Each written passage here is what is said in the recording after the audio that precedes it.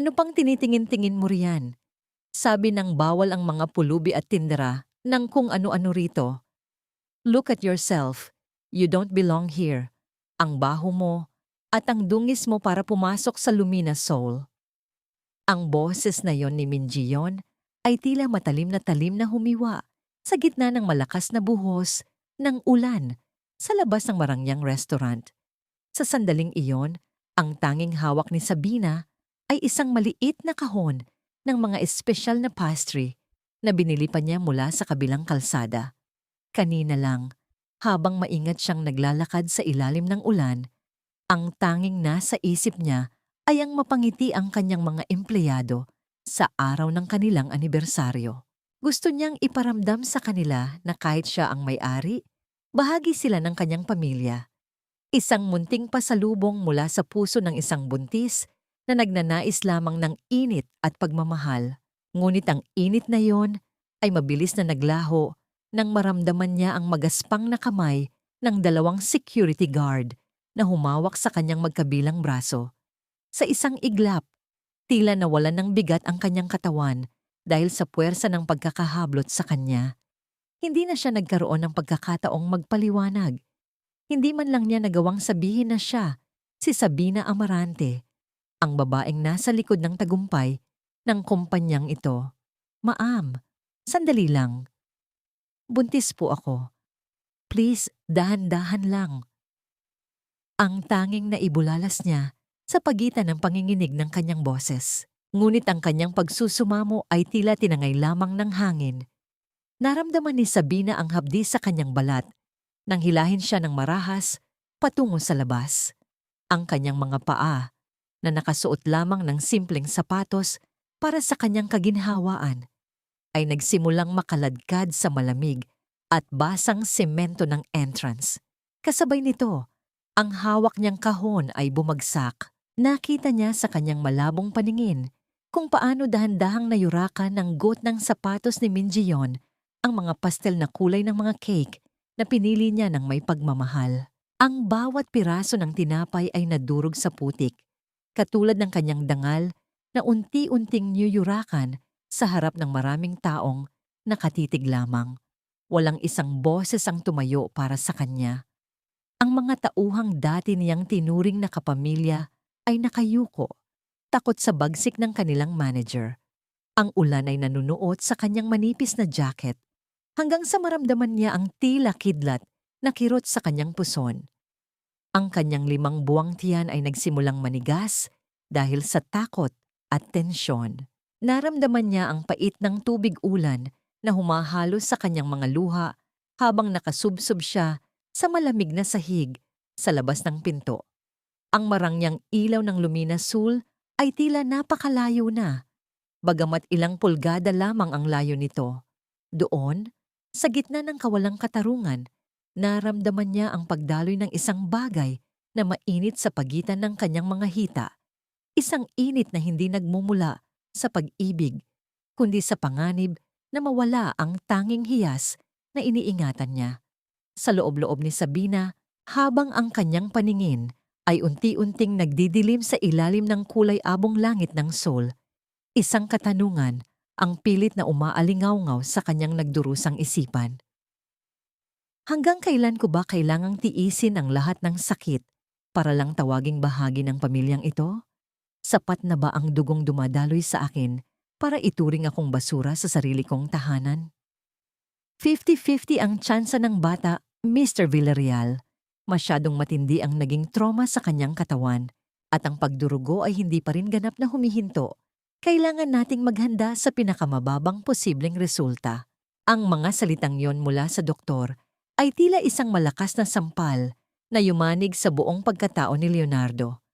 Nakatayo siya sa gitna ng malamig at tila walang buhay na pasilyo ng ospital, habang ang kanyang mamahaling suit ay punong-puno ng mantsa ng putik at tuyong dugo.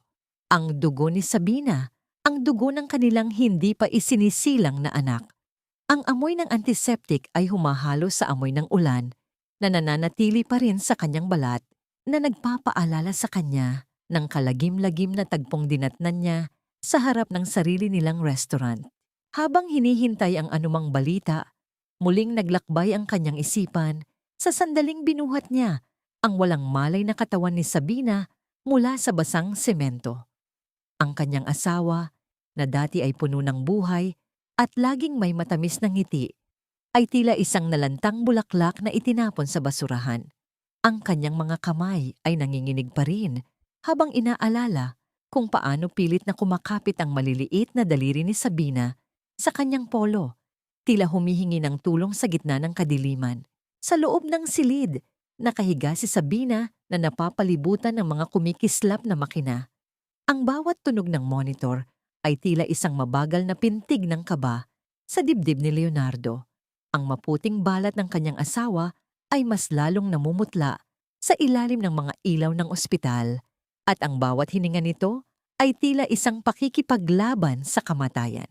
Sa gitna ng kanyang kawalan ng malay, ang mga labi ni Sabina ay bahagyang gumagalaw, bumubulong ng mga salitang, "Pasensya na." Ang cake. Ang cake. Isang patunay na hanggang sa huling sandali ng kanyang malay, ang tanging iniisip niya ay ang kanyang malasakit sa iba. Kahit pa tinatrato siya ng mundo na parang basura, hindi mapigilan ni Leonardo ang pagpatak ng kanyang luha. Lumapit siya sa gilid ng kama at maingat na hinawakan ng kamay ni Sabina, na tila natatakot na baka sa isang maling galaw ay tuluyan itong mabali. Ang kanyang puso ay nag-aapoy sa galit at pagsisisi. Bakit hindi siya dumating ng mas maaga? Bakit hinayaan niyang maramdaman ni Sabina na kailangan nitong mag-isa sa bansang ito na puno ng mapanghusgang mata? Sabina, lumaban ka. Huwag mo kaming iwan ng anak natin. Bulong niya sa gitna ng hikbi. Ang kanyang boses ay puno ng pagsusumamo na hindi madalas marinig mula sa isang makapangyarihang negosyante. Ngunit ang katahimikan ng gabi ay biglang nabulabog nang makatanggap siya ng isang notification sa kanyang telepono. Isang link mula sa isang hindi kilalang numero ang nagpadala ng isang video. Sa pagpindot niya sa screen, ang kanyang buong mundo ay tila huminto sa pag-ikot. Doon, sa maliit na screen, nakita niya ang bawat detalye ng kalupitang dinanas ni Sabina. Nakita niya kung paano ito kinaladkad ng mga gwardya na parang isang hayop. Kung paano tumawa si Minjion habang tinatapakan ng kahon ng pastry. At ang pinakamasakit sa lahat, ang hitsura ng pagmamakaawa sa mukha ni Sabina habang hinihila siya palayo sa mismong gusaling itinayo para sa kanya. Ang bawat segundo ng video ay tila isang kutsilyong paulit-ulit na sumasaksak sa puso ni Leonardo. Ang kanyang mga mata, na kanina lang ay puno ng luha, ay unti-unting nagbago. Ang lungkot ay napalitan ng isang mapanganib na klase ng galit. Isang poot na mas malamig pa sa taglamig ng soul. Ang kanyang mahigpit na pagkakahawak sa telepono ay tila sapat na upang madurog ang kristal nito. Sa sandaling iyon, alam ni Leonardo na hindi sapat ang isang simpleng paumanhin. Ang bawat luhang pumatak mula kay Sabina ay pagbabayaran ng bawat taong nanood at nanakit sa kanya. Sino ang nagbigay sa inyo ng karapatang hawakan ng asawa ko? Ang tanging naisip niya habang ang kanyang paningin ay nakatitig sa mukha ni Gion sa video. Paano kaya haharapin ni Leonardo ang katotohanang ang mismong mga taong pinagkakatiwalaan niya ang sumira sa buhay ng taong pinakamamahal niya? At sapat pa kaya ang kanyang kapangyarihan para iligtas ang buhay ng kanyang mag-ina? O huli na ang lahat para sa isang pamilyang binuo sa pag-ibig ngunit winasak ng diskriminasyon? Huwag mong susubukan na sunugin ang gusaling iyon, Leonardo. Dahil kung gagawin mo yon, tinutulungan mo lang silang itago ang ebidensya ng kanilang kasalanan. Ang boses ni Sabina ay mahina, tila isang manipis na hibla ng sinulid na malapit ng maputol. Ngunit ang diwa ng kanyang mga salita ay may bigat na sapat upang pigilin ang nag-aapoy na galit sa mga mata ni Leonardo. Dahan-dahang imulat ni Sabina ang kanyang mga mata at ang unang bumati sa kanya ay ang maputing kisame ng ospital na tila sumasalamin sa kawalan ng kulay ng kanyang buhay sa mga sandaling iyon.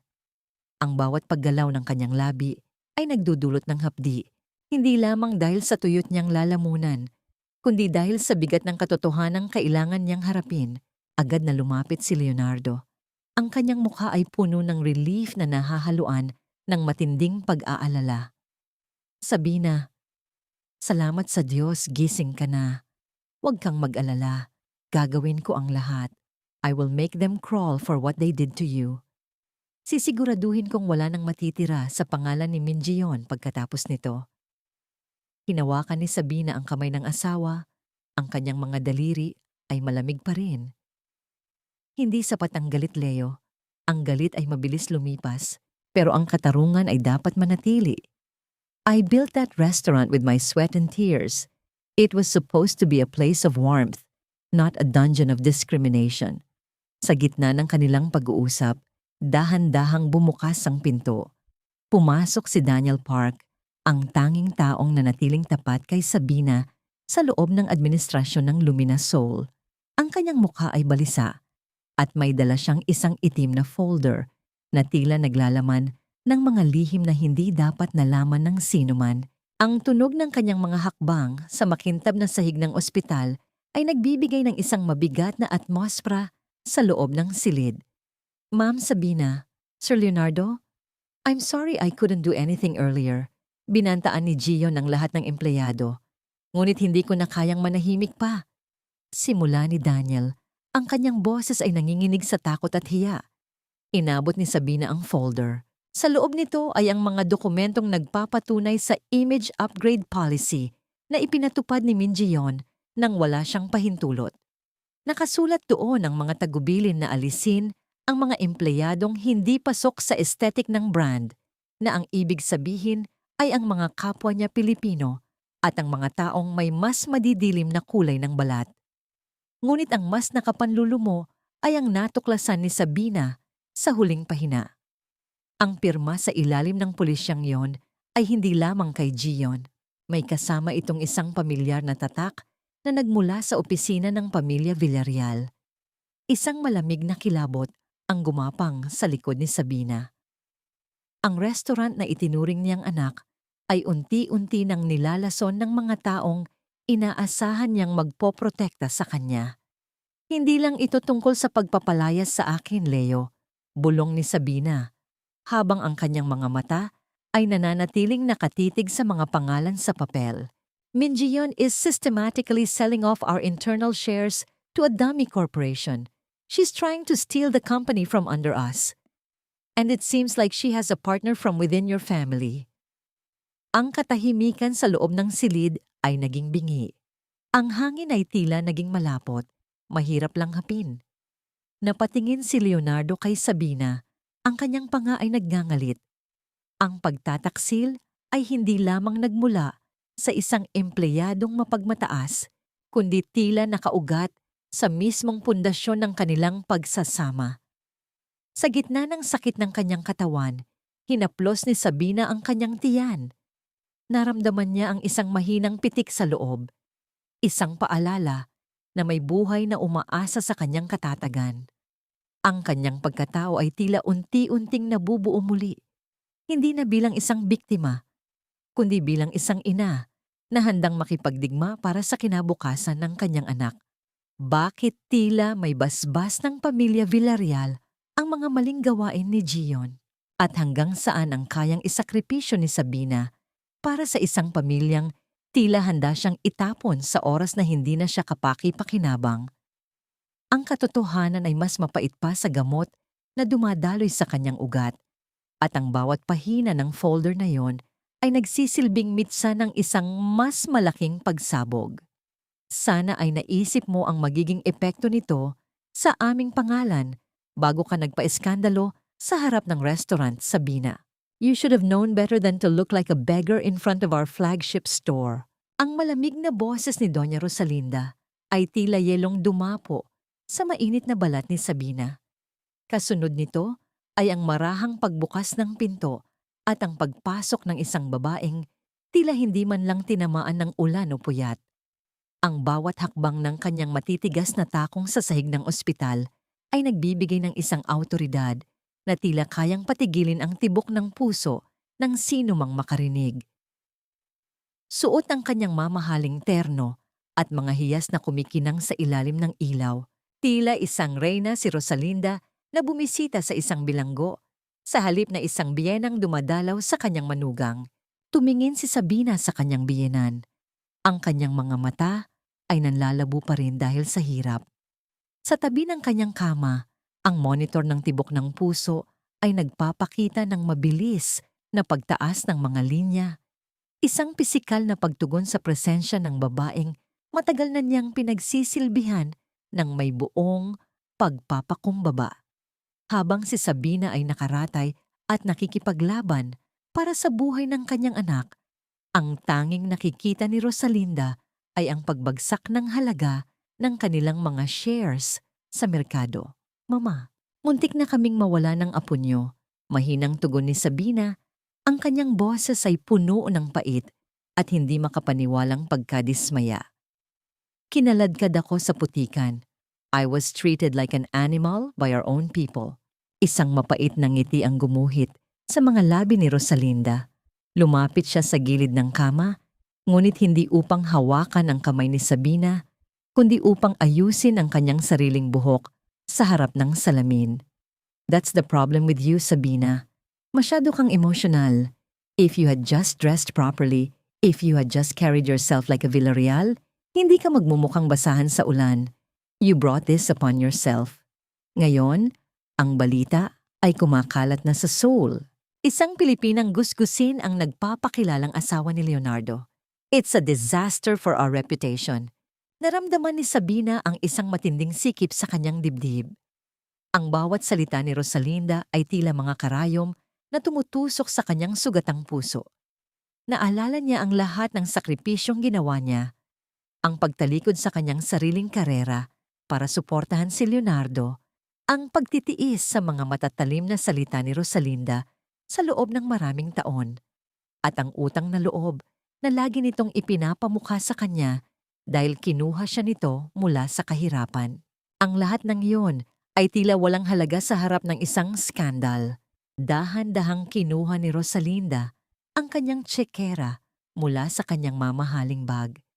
Sa isang mabilis na galaw, sumulat siya ng isang halagang sapat na upang bumili ng isang marangyang bahay. Pagkatapos, walang kaabog-abog niyang inihagis ang piraso ng papel sa ibabaw ng kumot ni Sabina, malapit sa kanyang nanginginig na mga kamay. Take this. This should be enough for your medical bills and more. Ang gusto ko lang ay manatili kang tahimik, no interviews, no police reports, and no drama. Sasabihin natin sa media na ito ay isang malaking pagkakamali lamang at ikaw ay nagpapahinga sa ibang bansa. After you recover, I want you to go back to the Philippines for a while. Let the dust settle, utos ng matanda. Ang kanyang mga mata ay walang kahit anong bakas ng awa. Napatingin si Sabina sa tseke. Ang puting papel na yon ay tila isang insulto sa bawat patak ng dugo at luhang ibinigay niya para sa pamilyang ito. Naramdaman niya ang pag-akyat ng isang bagong klase ng lakas mula sa kanyang kalooban. Isang lakas na nagmumula sa pagiging isang ina. Hindi niya naisip na ang taong itinuring niyang pangalawang ina ay handang bayaran ng kanyang dignidad para lamang sa isang maling imahe ng perpeksyon. Is this how much I'm worth to you, Mama? Is this how much your grandchild's life is worth? Tanong ni Sabina. Ang kanyang boses ay hindi na nanginginig, kundi naging malamig at matalim. Hindi sumagot si Rosalinda. Sa halip, tumalikod siya at naglakad patungo sa pinto. Tila tapos na ang kanyang pakikipag-usap sa isang taong mababa sa kanyang katayuan. Ngunit bago siya tuluyang lumabas, huminto siya at lumingon ng bahagya. Huwag mong kalimutan kung saan ka nanggaling, Sabina. Without the Villarreals, you are nothing but a commoner with a pretty face. Don't push your luck. Naiwan si Sabina sa gitna ng katahimikan ng silid, habang ang tsekeng nakapatong sa kanyang tiyan ay tila nagbabaga sa init. Sa kanyang isipan, Isang desisyon ang unti-unting nabubuo. Kung ang katahimikan niya ang kailangan nila upang mapanatili ang kanilang kapangyarihan, marahil ay oras na upang marinig nila ang tunay na lakas ng kanyang tinig. Pero hanggang kailan siya makikipaglaban kung ang mismong pader na nagtatanggol sa kanya ay ang pader na unti-unting dumudurog sa kanyang pagkatao sa loob ng marangyang opisina ng Lumina Soul, kung saan ang bawat sulok ay kumikinang sa ilalim ng mga kristal na chandelier, isang baso ng mamahaling wine ang dahan-dahang inikot ni Minjion. Ang kanyang mga labi na pinintahan ng matingkad na pula ay dahan-dahang gumuhit ng isang mapaglarong ngiti. Para sa kanya, ang amoy ng tagumpay ay mas matamis pa sa kahit anong pabango. Ang ulan sa labas ay tila isang musika na lamang na nagpapaalala sa kanya kung paano niya naitapon ang basura na nagtangkang humarang sa kanyang ambisyon. Finally, the air feels so much cleaner. Bulong niya sa sarili habang nakatanaw sa malawak na dining area na ngayon ay puno na ng mga piling bisita. Ang mga elite ng Seoul na tanging nais niyang pagsilbihan. Para kay Jion, ang restaurant na ito ay hindi lamang negosyo. Ito ang kanyang entablado, ang hagdan na gagamitin niya upang makaakyat sa rurok ng kapangyarihan. Ngunit ang katahimikan ng kanyang pagdiriwang ay nabulabog nang pumasok si Nanay Elena, ang pinakamatandang tagalinis sa restaurant na may bitbit na mop at balde. Ang kanyang mga balikat ay nakayuko at ang kanyang mga mata ay bakas ng matinding takot at puyat. Huminto ang matanda sa gitna ng silid. Ang kanyang mga kamay ay nanginginig habang pilit na iniiwasan ang matalim na tingin ng kanyang manager. Ma'am Jion, tapos ko na po ang paglilinis sa entrance, pero nakita ko po ito sa ilalim ng bench malapit sa pinto. Mahinang sabi ni Nanay Elena. Inilahad niya ang kanyang palad kung saan nakapatong ang isang maliit na panyong puti na may burda ng mga bulaklak. Isang panyong pagmamay-ari ni Sabina na nahulog sa gitna ng kaguluhan. Ang ngiti sa mga labi ni Jion ay biglang naglaho, napalitan ng isang ekspresyon ng matinding pandidiri.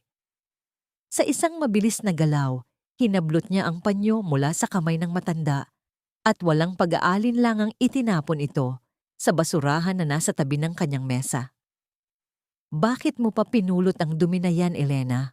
Hindi mo ba alam na ang lahat ng may kinalaman sa babaeng yan ay malas? Bulyaw ni Jion.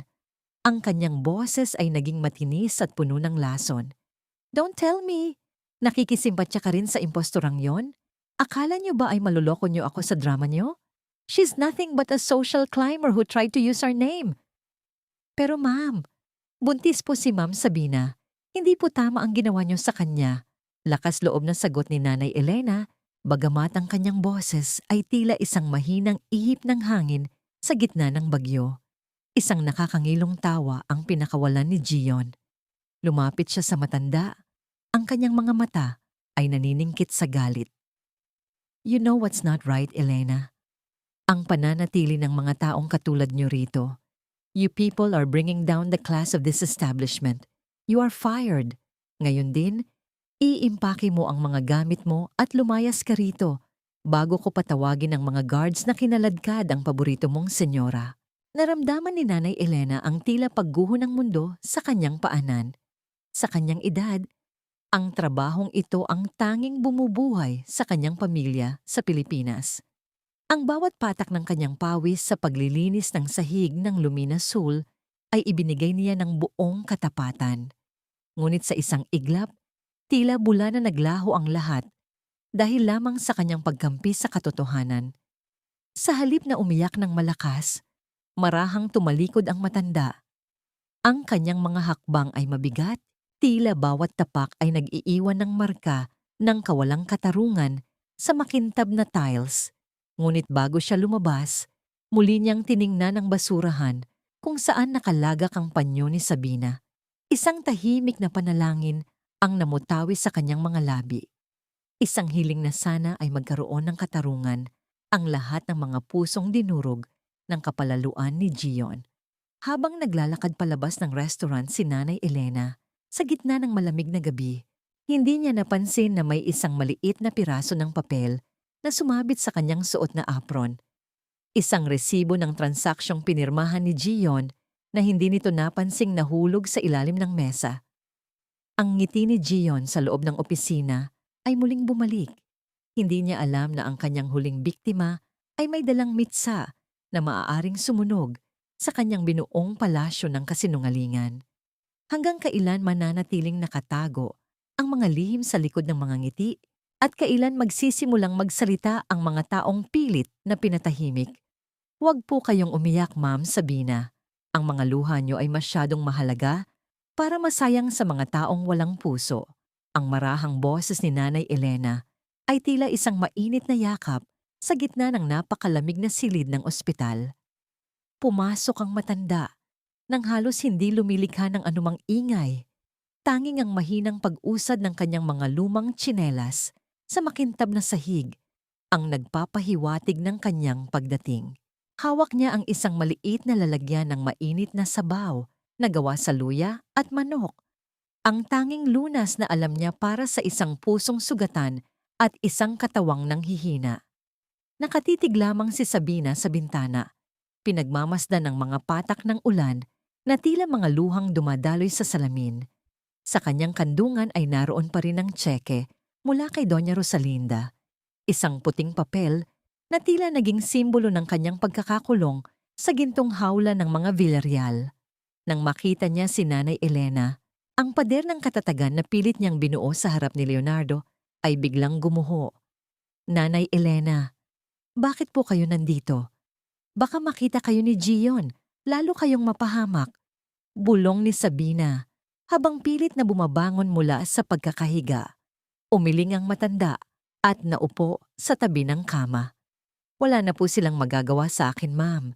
Tinanggal na po ako sa trabaho kanina lang. Dahil lang po sa pinulot ko ang panyo nyo at sinubukan ko kayong ipagtanggol. Isang matinding hapdi ang naramdaman ni Sabina sa kanyang dibdib. Hindi lamang siya ang biktima. Ang kanyang pagtitiis ay naging sanhi rin ng paghihirap ng mga taong tapat sa kanya. Naramdaman niya ang init ng kamay ni Nanay Elena na humawak sa kanya. Isang kamay na magaspang dahil sa dekada ng pagtatrabaho, ngunit puno ng katapatan na hindi kayang bilhin ng kahit anong halaga ng salapi. I'm so sorry, Nanay. Dahil sa akin, nawalan kayo ng ikabubuhay. Ani Sabina, ang kanyang mga luha ay muling pumatak sa kanyang maputlang pisngi. Huwag po kayong humingi ng tawad. Ang mawalan ng trabaho ay madaling gawa ng paraan, pero ang mawalan ng dangal ay hindi ko kayang tanggapin. Sagot ni Nanay Elena nang may paninindigan. Pagkatapos ay dahan-dahan niyang kinuha mula sa kanyang bulsa ang isang piraso ng papel na nakuha niya sa opisina ni Gion. Ma'am Sabina, bago po ako umalis, may napulot ako sa ilalim ng mesa ni Ma'am Gion. Hindi ko po alam kung ano ito, pero mukhang mahalaga. Inabot ni Sabina ang papel. Sa ilalim ng madilim na ilaw ng gabi, binasa niya ang bawat letra. Ang kanyang puso ay nagsimulang tumibok ng mabilis. Hindi lamang ito isang simpleng resibo. Ito ay isang kumpirmasyon ng bank transfer patungo sa isang offshore account sa ilalim ng pangalang Rosalinda V. Foundation. Ngunit ang halaga ay hindi tugma sa anumang legal na transaksyon ng restaurant. Tiningnan ni Sabina ang matanda. Sa sandaling iyon, ang takot sa kanyang mga mata ay napalitan ng isang matalas na determinasyon. Napagtanto niya na si Gion at ang kanyang biyenan ay hindi lamang nagkakaisa upang paalisin siya, kundi ginagamit nila ang Lumina Soul bilang isang paraan upang maglaban ng pera na hindi alam ni Leonardo. Nanay Elena, ito na ang susi na kailangan natin. Bulong ni Sabina, ang kanyang boses ay tila isang lihim na panata. Hindi na lang ito tungkol sa akin. Ito ay tungkol sa ating lahat na minaliit at tinapakan nila. Magsisimula tayo sa dilim, pero sisiguraduhin kong sa liwanag tayo magtatapos. Doon, sa loob ng tahimik na silid ng ospital, nabuo ang isang alyansang hindi inaasahan. Ang isang makapangyarihang asawa at ang isang hamak na tagalinis ay nagkaisa sa iisang layunin, ang ibagsak ang reyna ng kasinungalingan. Ngunit habang hawak ni Sabina ang dokumentong iyon, isang malaking katanungan ang pumasok sa kanyang isipan. Sapat na ba ang isang piraso ng papel upang labanan ng isang imperyong binuo ng salapi at impluensya?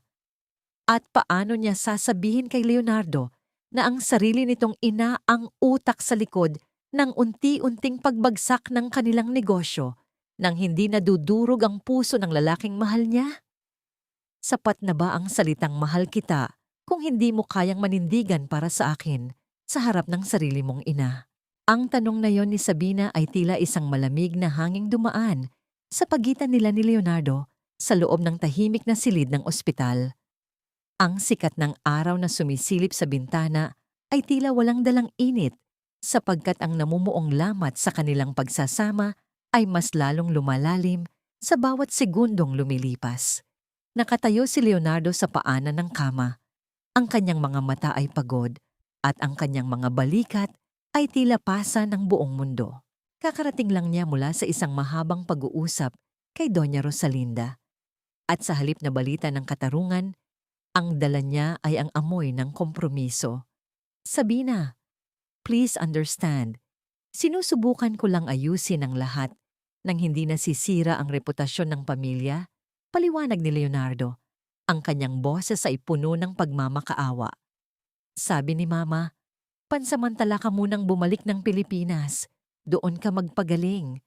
I'll handle Gion here. Sisiguraduhin kong matatanggal siya, pero kailangan nating gawin ito sa paraang hindi tayo pagtatawanan ng buong soul. Isang mapait ng ngiti ang sumilay sa mga labi ni Sabina. Dahan-dahan niyang iniyuko ang kanyang ulo, habang ang kanyang mga daliri ay pilit na pinaglalaruan ang laylayan ng kanyang puting kumot.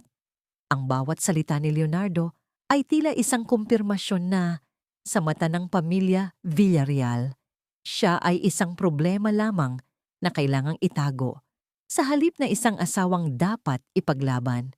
Handling her o itatago ang dumi sa ilalim ng rug? Mahinang sagot ni Sabina, ang kanyang tinig ay nanginginig sa hinanakit. Leo, kinaladkad ako sa ulan. Pinanood nila akong masaktan. At ang tanging solusyon na maibibigay niyo ay ang paalisin ako? Para saan? Para hindi kayo mapahiya? It's for your safety, Sabina, at para na rin sa bata. Giit ni Leonardo, habang hinahawakan ang kanyang sentido. Masyadong magulo ang media ngayon. If you stay, uubusin nila ang lakas mo. I'm just protecting you. No, Leo. You are protecting your mother's ego. Diretsahang sabi ni Sabina, habang diretsyong nakatitig sa mga mata ng asawa. Narinig ko ang lahat ng sinabi niya sa akin kahapon. Tinawag niya akong pulubi. Tinawag niya akong basura. At ngayon, heto ka. Sumusunod sa gusto niya na parang wala kang sariling paninindigan. Ang katahimikan sa pagitan nila ay naging kasing bigat ng tingga. Naramdaman ni Sabina ang pagkadurog ng kanyang puso, hindi dahil sa galit, kundi dahil sa matinding panghihinayang. Ang lalaking pinagkatiwalaan niyang magiging sandigan niya ay tila unti-unti nang nilalamon ng anino ng kanyang mapagmataas na pamilya. Dahan-dahang itinaas ni Sabina ang kanyang kanang kamay. Pinagmasdan niya ang kanyang wedding ring, isang kumikinang na simbolo ng kanilang sumpaan na ngayon ay tila nagiging isang mabigat na tanikala. Ang kinang ng ginto ay tila nawalan na ng halaga sa gitna ng lahat ng kasinungalingan. I cannot stay in a house where I have to hide my scars just to make others feel comfortable. Bulong ni Sabina. Anong ibig mong sabihin? Tanong ni Leonardo. Ang kaba ay nagsimulang gumapang sa kanyang dibdib. Umalis ka na muna, Leo. Kailangan ko ng katahimikan. Pagtatapos ni Sabina, bago siya dahan-dahang humiga at tumalikod sa asawa. Narinig ni Sabina ang mabigat na buntong hininga ni Leonardo at ang marahang paghakbang nito patungo sa pinto. Ang bawat tunog ng pagsasara ng pinto ay tila isang hudyat ng pagtatapos ng isang kabanata sa kanilang buhay. Nang matiyak ni Sabina na siya na lamang ang mag-isa, dahan-dahang dumaloy ang kanyang mga luha sa unan. Gamit ang kanyang nanginginig na mga daliri, maingat niyang hinubad ang singsing mula sa kanyang daliri. Inilapag niya ito sa maliit na mesa, sa tabi ng kanyang kama, sa tabi ng baso ng tubig na tila walang kabuhay-buhay. Sa kanyang isipan, ang desisyon ay pinal na. Kung hindi kayang manindigan ni Leonardo para sa kanya, siya mismo ang gagawa nito para sa kanyang sarili at para sa kanyang anak. Paano nga ba itutuloy ang laban kung ang taong inaasahan mong kasama mo ay siya ring humihila sa iyo pabalik sa kadiliman? At sapat na ba ang tapang ni Sabina na lisanin ang tanging buhay na alam niya para lamang mahanap ang kanyang tunay na halaga? Ang katahimikan sa loob ng silid ng ospital pagkatapos umalis ni Leonardo ay tila isang mabigat na kumot na bumabalot sa buong pagkatao ni Sabina. Nakatitig siya sa gintong singsing na naiwan sa ibabaw ng mesa. Ang kinang nito ay tila isang pangungutya sa mga pangakong napako sa gitna ng ulan. Ngunit sa halip na lunurin ng sarili sa iyak, dahan-dahang hinaplos ni Sabina ang kanyang tiyan. Naramdaman niya ang bawat tibok, ang bawat hudyat ng buhay sa loob niya. Sa sandaling iyon, ang takot ay tuluyan ng pinalitan ng isang matalas at malamig na determinasyon. Hindi na ako papayag na maging anino mo lang, Leonardo. At hinding-hindi ko hahayaan na lumaki ang anak ko sa isang mundong tingin sa amin ay basura. Bulong niya sa hangin. Ang kanyang boses ay naging matigas at puno ng paninindigan. Gamit ang kanyang nanginginig, ngunit determinadong mga kamay, kinuha ni Sabina ang kanyang telepono. Tinawagan niya ang tanging taong alam niyang makakatulong sa kanya sa loob ng kumpanya.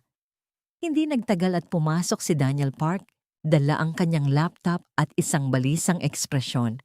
Ma'am Sabina, sigurado ba kayo rito?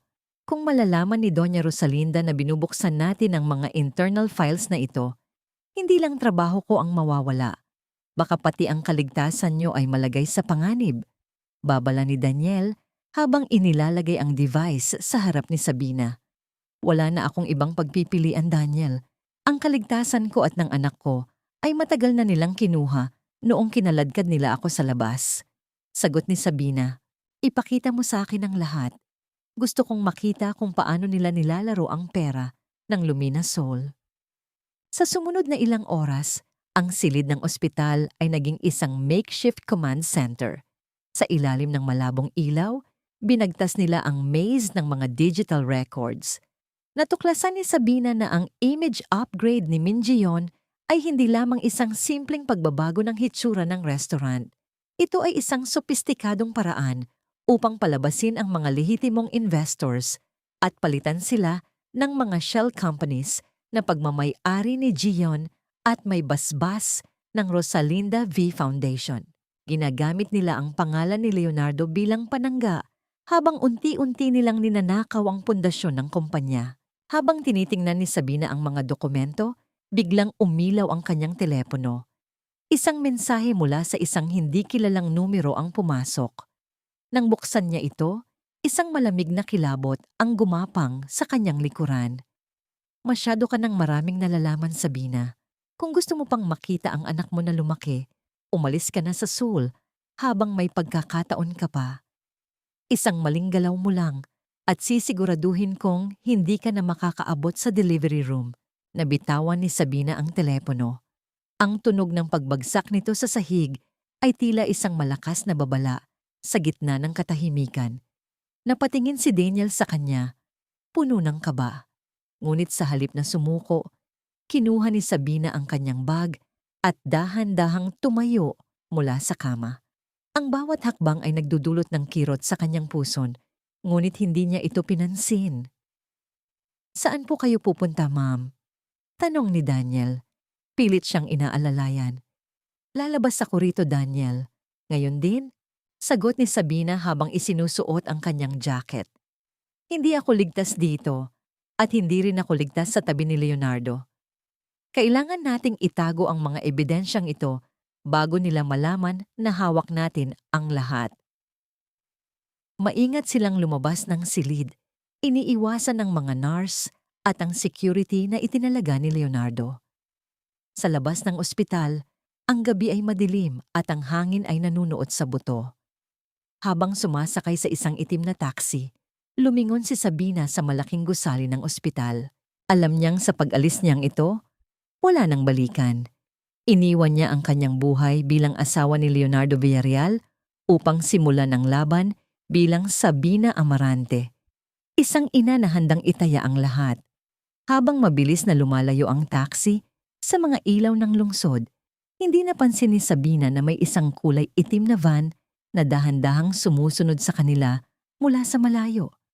Sa loob ng van, isang lalaki ang may hawak na radyo. Ang boses nito ay malamig at walang emosyon. Nakaalis na ang target. Sinusundan na namin siya. Sino ang nagpadala ng van na yon? Si Gion ba? O ang sariling pamilya ni Leonardo na nagnanais na tuluyan na siyang mawala? At saan kukuha ng lakas si Sabina sa gitna ng panganib na nagbabanta hindi lamang sa kanya, kundi sa sanggol na kanyang dinadala? Ang bawat kislap ng mga kristal na chandelier sa loob ng main hall ng Luminous Soul ay tila sumasalamin sa tagumpay na nadarama ni Minjion sa mga sandaling iyon. Ang bulwagan ay puno ng mga piling panauhin, mga diplomat, mga sikat na personalidad, at ang matataas na opisyal ng iba't ibang kumpanya sa Seoul. Lahat sila ay naroon para sa anunsyo ng bagong direksyon ng restaurant. Suot ang isang mamahaling itim na gown na gawa sa seda. Si Gion ay naglalakad sa gitna ng mga bisita na tila siya na ang tunay na may-ari ng lugar. Ang bawat bati ng paghanga ay tinatanggap niya ng may mapagmataas na ngiti, habang sa kanyang isipan, ang anino ni Sabina ay tuluyan na niyang ibinaon sa limot. This is just the beginning. Bulong ni Gion sa kanyang sarili habang humahawak sa isang baso ng champagne. Sa gilid ng kanyang paningin, nakita niya si Doña Rosalinda na prenteng nakaupo sa Visawayu AP table, tumitango ng may pagsang-ayon. Ang lahat ay perpekto. Ang lahat ay ayon sa plano. Ngunit ang malamyos na tugtugan sa loob ng bulwagan ay biglang tila huminto nang dahan-dahang bumukas ang malaking pinto sa dulo ng hall. Walang malakas na ingay, ngunit ang presensya ng taong pumasok ay sapat na upang mapalingon ang lahat. Isang babae ang nakatayo roon, suot ang isang simpleng gintong bestida na yakap ang kanyang 5 buwang tiyan. Ang kanyang buhok ay maayos na nakapusod. Inilalantad ang kanyang magandang mukha na puno ng dignidad at katatagan.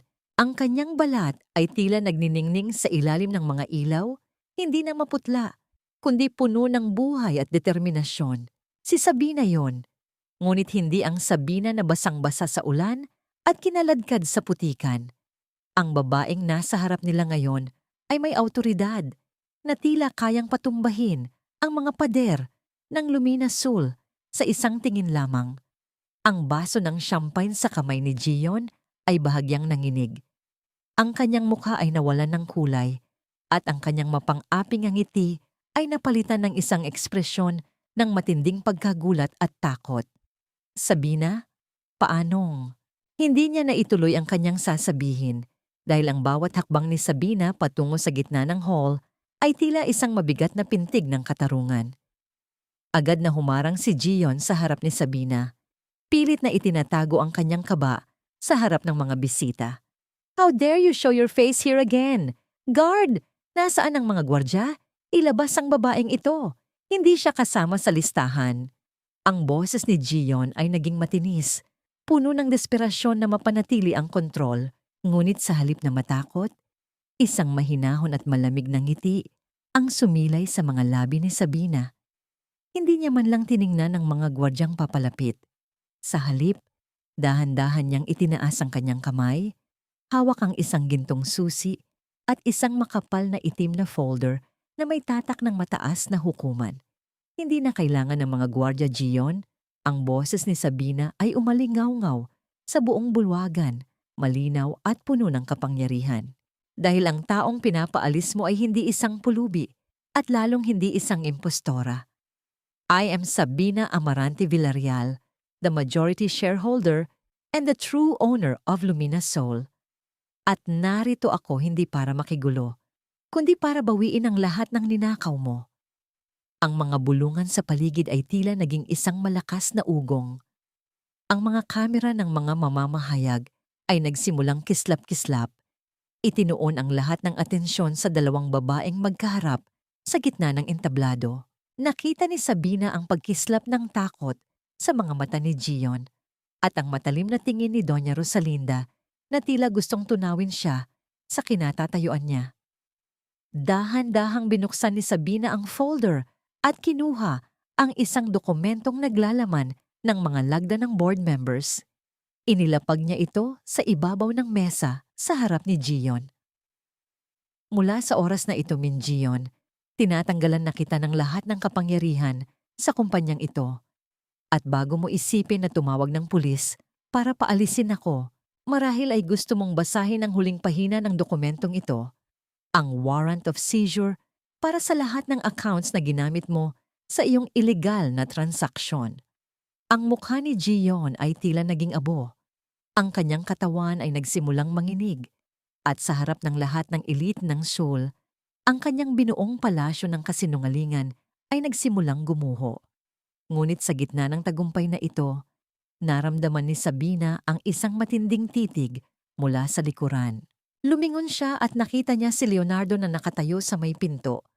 Ang mukha nito ay puno ng hindi maipaliwanag na emosyon, pagsisisi, gulat, at isang klase ng paghanga na matagal nang nawala.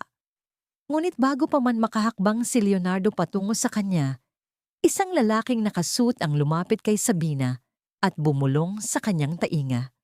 "Ma'am, kailangan niyo pong umalis dito. Ngayon din, ang preno ng sasakyan ni Daniel Park ay pinutol. May nagtangkang pumatay sa kanya kanina lang." Naramdaman ni Sabina ang paghinto ng kanyang hininga. Ang tagumpay na hawak niya ay biglang napalitan ng isang nakakasilat na panganib. Sino ang susunod? Siya ba?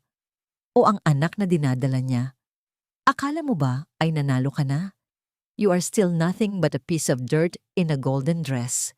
Kahit makuha mo pa ang kumpanyang ito, hinding-hindi mo makukuha ang respeto ng mga tao rito dahil sa balat mo at sa pinanggalingan mo. Ang matinis na sigaw ni Min Gion ay umalingaw-ngaw sa gitna ng marangyang bulwagan. Tila isang sirang plaka na pilit na kumakapit sa huling hibla ng kanyang kapangyarihan.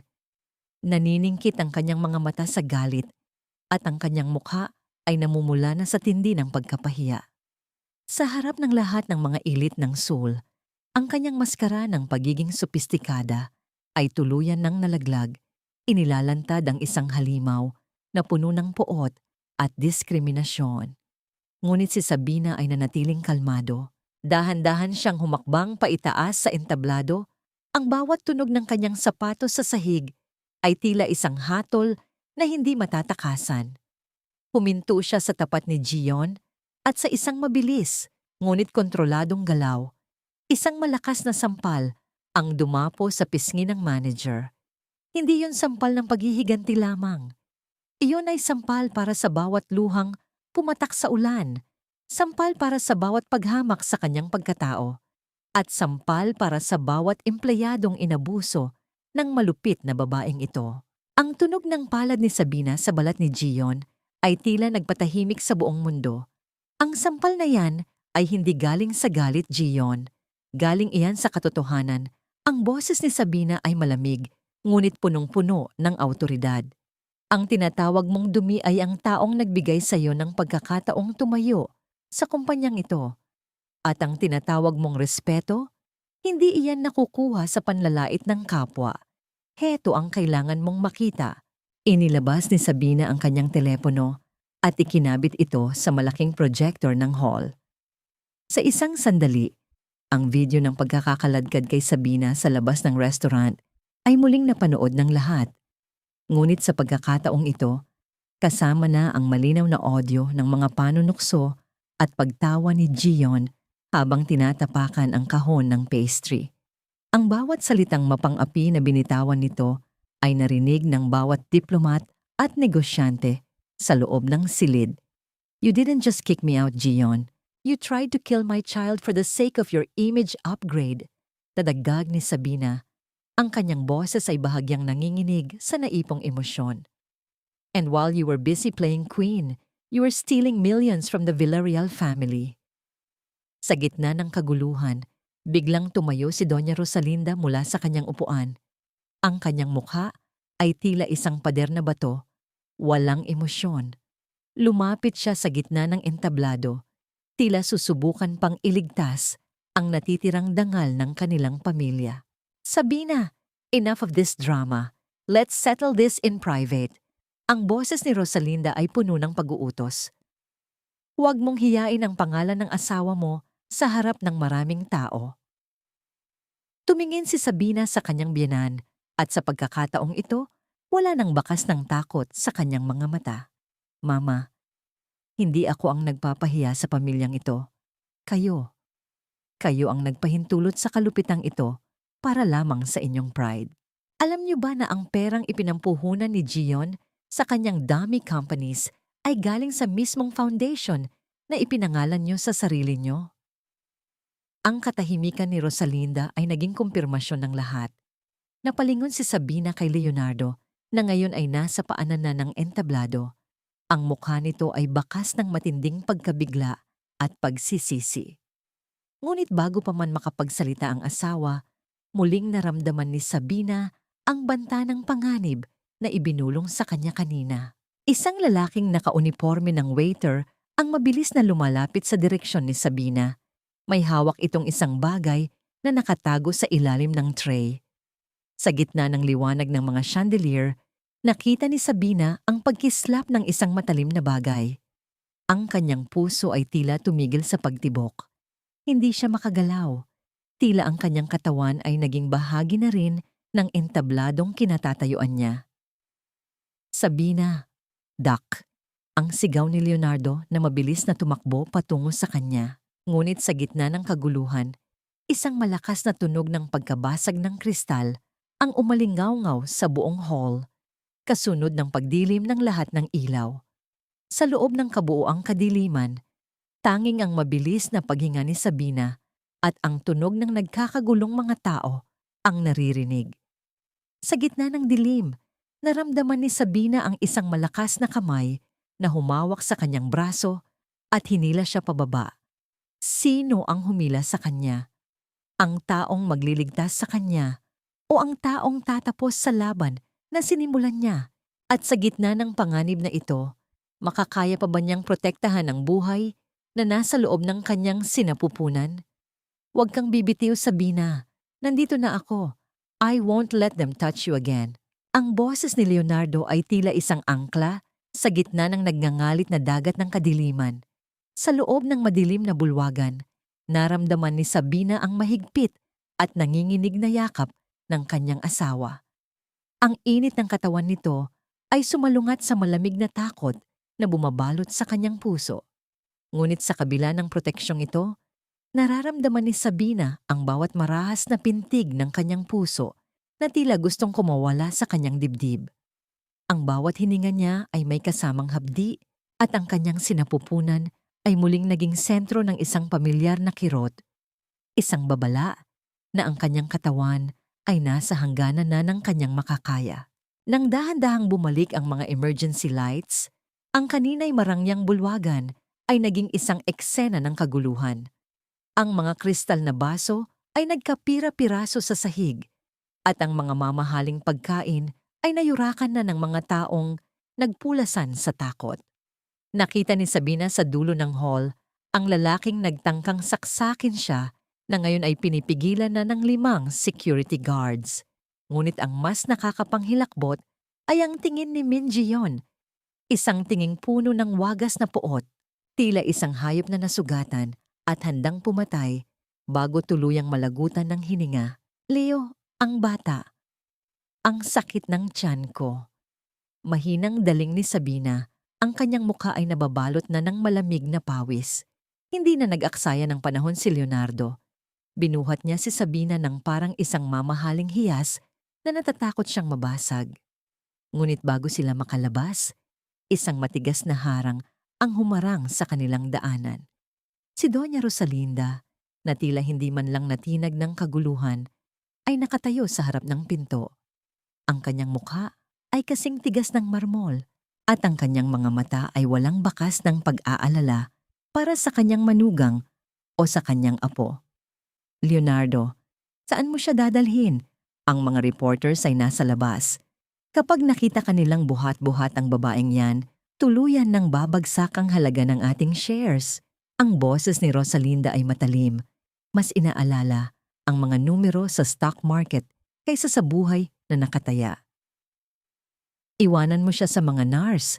Kailangan mong humarap sa media at sabihing kontrolado natin ang sitwasyon. Tabi mama, ang sigaw ni Leonardo na yumanig sa mga pader ng hall. Stocks? Reputation? Muntik nang mamatay ang asawa ko sa harap mo. Kung hindi mo kayang maging lola sa anak ko, kahit man lang maging tao ay subukan mo. Sa unang pagkakataon, nakita ni Sabina ang pagkabigla sa mukha ng kanyang biyenan. Ngunit ang sakit sa kanyang puson ay mas naging matindi. Naramdaman niya ang isang mainit na daloy na muling nagmula sa kanyang ibaba. Ang puting bestida na suot niya ay dahan-dahang kinukulayan ng pulang mantsa, isang kulay na sumisimbolo sa sakripisyong tila walang katapusan. Isinakay ni Leonardo si Sabina sa sasakyan at sa gitna ng bilis ng takbo patungo sa ospital, ang mundo sa labas ay tila naging isang malabong guhit ng mga ilaw. Sa loob ng sasakyan, pilit na idinidilat ni Sabina ang kanyang mga mata. Hinawakan niya ang pisngi ni Leonardo na ngayon ay basang-basa na rin ng luha. Leo, kung kailangang pumili, iligtas mo ang bata. Ang bulong ni Sabina, ang bawat salita ay tila huling hininga. No, huwag kang magsalita ng ganyan. Pareho kayong mabubuhay. Ang sagot ni Leonardo, habang pilit na pinapatakbo ang sasakyan sa gitna ng masikip na trapiko ng Seoul. Ngunit bago pa sila makarating sa ospital, isang malakas na tunog ng pagpreno ang narinig sa kanilang likuran. Isang itim na van ang humarang sa kanilang daan at mula rito ay bumaba ang mga lalaking nakamaskara. Hindi ito ang mga pulis at lalong hindi ito mga gwardya ng kumpanya. Sa gitna ng kalsada, habang si Sabina ay unti-unting nawawalan ng malay dahil sa dami ng dugong nawawala, napagtanto ni Leonardo na ang kalaban ay hindi lamang si Gion o ang kanyang ina. May mas malalim pang puwersa na nagnanais na mawala si Sabina sa mundong ito. Sino ang mga lalaking ito? At sapat pa ba ang lakas ni Leonardo na ipagtanggol ang kanyang mag-ina kung ang buong Seoul ay tila naging isang bitag para sa kanila? Sa pagpikit ng mga mata ni Sabina, tanging ang tunog ng pagkatok sa bintana ng sasakyan ang huli niyang narinig. Isang tunog na tila hudyat ng isang mas malubhang panganib. Huwag mong susubukang hawakan ang pinto ng sasakyang ito kung ayaw mong ito na ang maging huling segundong makikita mo ang liwanag. Ang boses ni Leonardo ay hindi na boses ng isang negosyanteng nakasuot ng mamahaling terno. Ito ay boses ng isang sugatang higante na handang pumatay para sa kanyang pamilya. Habang nakapaligid ang mga lalaking nakamaskara sa kanilang sasakyan, sa gitna ng madilim na kalsada ng Seoul, ramdam ni Leonardo ang lamig ng pawis ni Sabina sa kanyang mga bisig. Ang bawat mahinang rintal ng kanyang asawa ay tila isang utos sa kanyang dugo na mag-alab. Nang marinig ang marahas na paghampas ng isang bakal sa bintana ng sasakyan, hindi na naghintay si Leonardo. Sa isang mabilis na galaw, binuksan niya ang pinto at sinalubong ang panganib. Ang tunog ng mga katawang bumabagsak sa semento at ang kalansing ng mga bakal na tumatama sa kalsada ay tila naging isang madilim na musika sa gabi. Sa bawat suntok at bawat galaw ni Leonardo, naroon ang bigat ng kanyang pagsisisi. Pagsisisi na hinayaan niyang masaktan ang babaeng tanging nagbigay ng kulay sa kanyang malamig na mundo. Sino ang nag-utos sa inyo? Si Gion ba? O ang sarili kong ina? Ang sigaw ni Leonardo habang hawak sa leeg ang isa sa mga salarin. Ngunit walang sumasagot, tanging ang tunog ng papalapit na sirena ng mga pulis ang bumasag sa tensyon. Nang makarating sila sa ospital, ang bawat segundo ay tila 1 taon para kay Leonardo. Pinanood niya kung paano itulak ng mga nurse ang stretcher ni Sabina patungo sa operating room. Ang puting sahig ng ospital ay nabahira ng dugo, dugong nagpapaalala sa kanya na habang siya ay nagpapakasasa sa kapangyarihan at pangalan, ang kanyang asawa ay nagdurusa sa ilalim ng kanyang sariling bubong. Naupo si Leonardo sa isang bangko sa labas ng silid. Ang kanyang mga kamay ay puno pa rin ng tuyong dugo. Dahan-dahan niyang tiningnan ang kanyang mga palad. Ito ang mga kamay na dapat sana ay nagpoprotekta kay Sabina, ngunit ito rin ang mga kamay na naging bahagi ng isang pamilyang dumurog sa kanya. Sa sandaling iyon, ang huling hibla ng paggalang ni Leonardo sa kanyang ina ay tuluyan ng naputol. Maya-maya pa, dumating si Doña Rosalinda. Ang kanyang mga hakbang ay mabilis at puno ng pagkabalisa, ngunit hindi para sa kaligtasan ni Sabina. Leonardo, what is the meaning of this? Ang mga pulis ay nagtatanong na. Kailangan nating ayusin ang kwento bago ito makarating sa international press. Ang boses ng matanda ay nanginginig sa takot para sa kanilang reputasyon. Dahan-dahang tumayo si Leonardo. Ang kanyang taas at laki ay tila naging isang higanting anino na tumakip sa kanyang ina. Sa unang pagkakataon sa kanyang buhay, hindi niya tiningnan ang kanyang ina nang may paggalang, kundi nang may matinding pandidiri. Wala na tayong pamilyang pag-uusapan, Mama.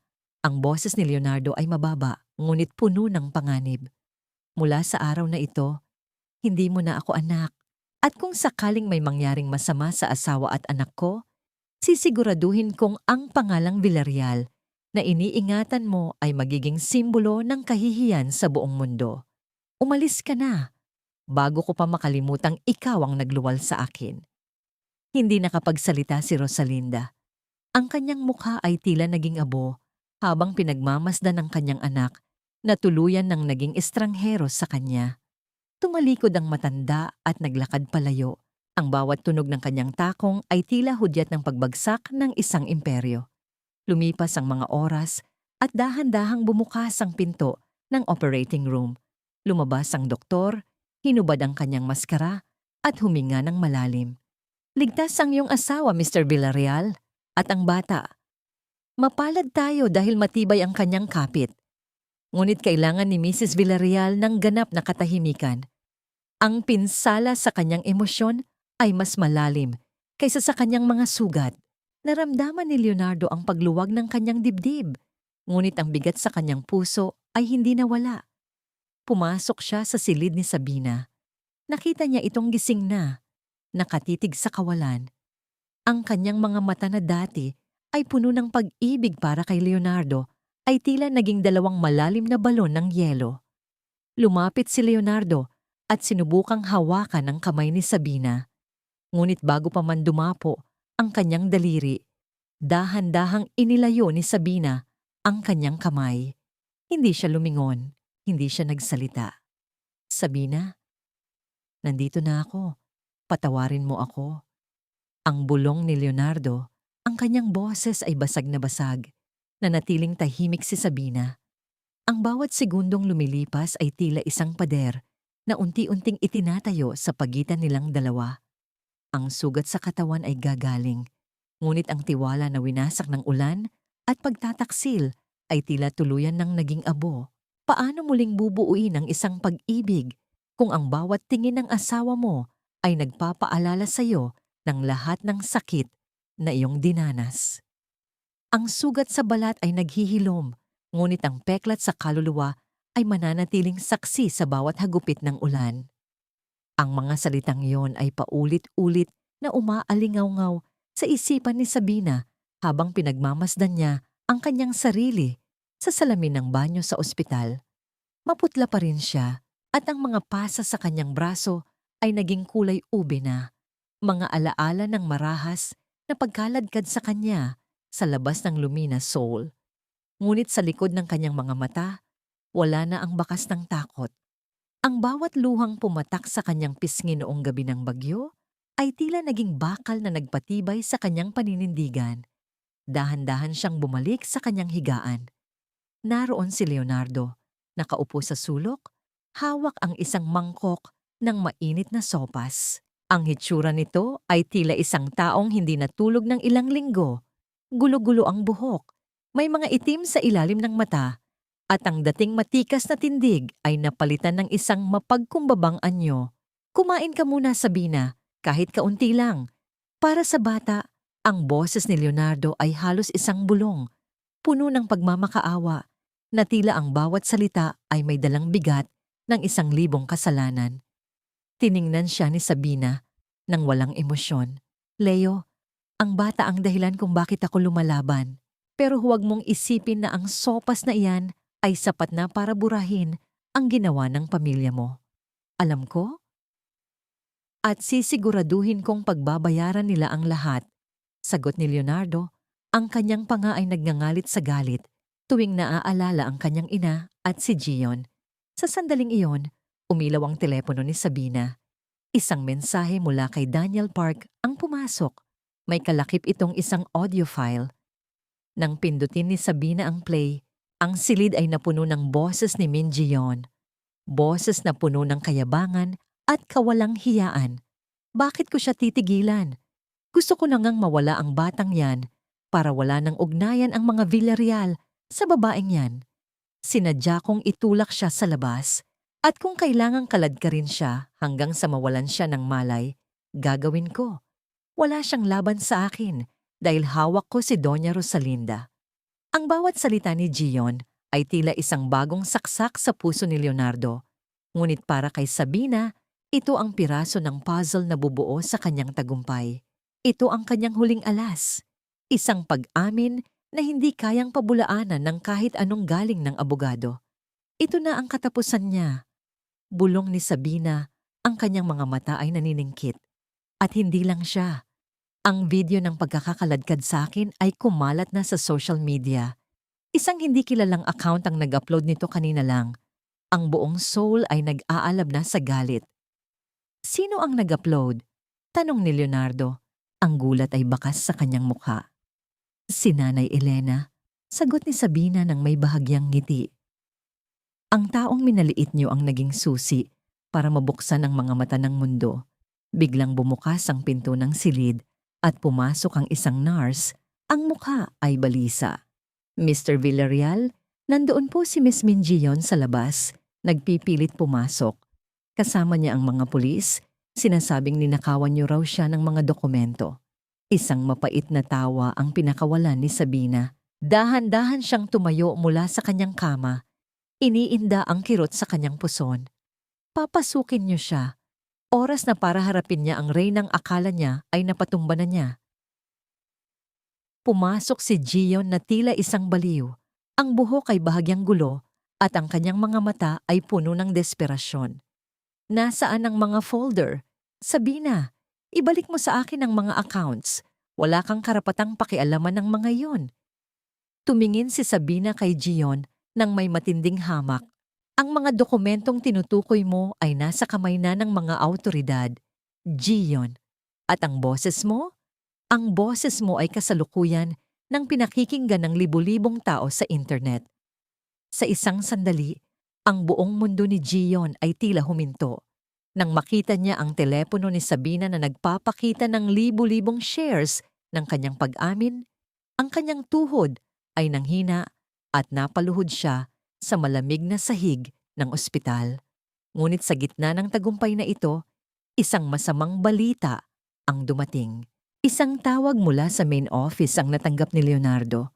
Ang Rosalinda V Foundation ay biglang nagdeklara ng bankruptcy at si Doña Rosalinda ay nawawala. Dala ang lahat ng natitirang pondo ng kumpanya. Naiwan silang 3 sa loob ng silid. Ang tunog ng sirena ng mga pulis sa labas ay tila hudyat ng isang bagong bagyong paparating. Paano hahabulin ni Sabina ang biyenang handang itaya ang lahat para lamang hindi matalo? At sapat ba ang pagbagsak ni Gion kung ang tunay na utak ng lahat ng pagdurusa ni Sabina ay muling nakatakas sa katarungan? Hindi lahat ng sugat ay naghihilom sa pananahimik. Minsan, kailangang sumigaw ng katotohanan upang madurog ang mga pader ng kasinungalingan. Ang boses ni Sabina ay hindi nanginginig habang nakatayo siya sa harap ng dambuhalang podium sa main hall ng Lumina Soul.